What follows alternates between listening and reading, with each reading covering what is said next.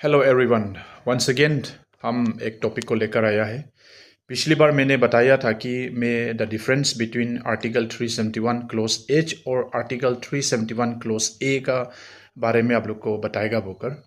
On your request, आप लोग ने जो रिक्वेस्ट किया, कमेंट किया कि इसका डिफरेंस बताने से ठीक है तो मैं आप लोग को ब्रीफ में बताएगा विदाउट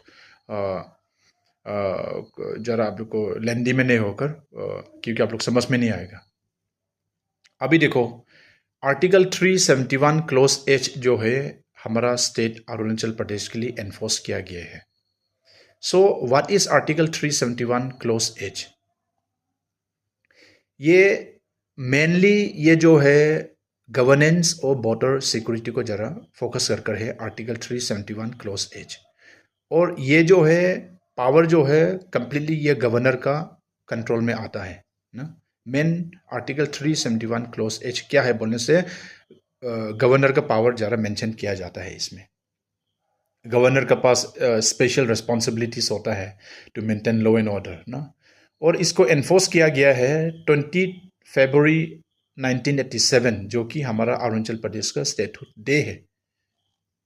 तो अभी हम लोग को जानना है कि ये आर्टिकल 371 क्लोज एच हम लोग को क्या प्रोवाइड नहीं करता ना।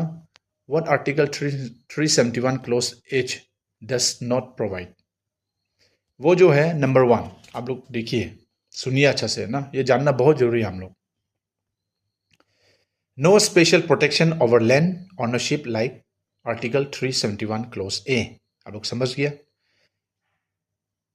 आर्टिकल 371 क्लोज ए में लैंड प्रोटेक्शन मेंशन किया जाता है, लेकिन आर्टिकल 371 क्लोज एच में स्पेशल प्रोटेक्शन लैंड ओनरशिप का कोई मेंशन नहीं है।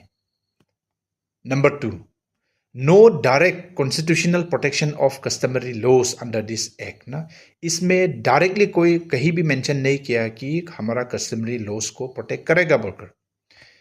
नंबर 3 में no exclusive control over natural resources. ध्यान से सुनिए, इसका मीनिंग क्या है बोलने से, चाहे आपका जमीन में तेल निकलने से भी, आपका जमीन में अगर सोना, आपका जमीन में कोयला निकलने से भी आपका डायरेक्ट कंट्रोल नहीं होगा।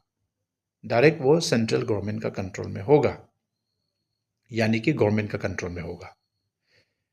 और दूसरी पॉइंट क्या है बोलने से, no restriction on parliament from making laws related to land and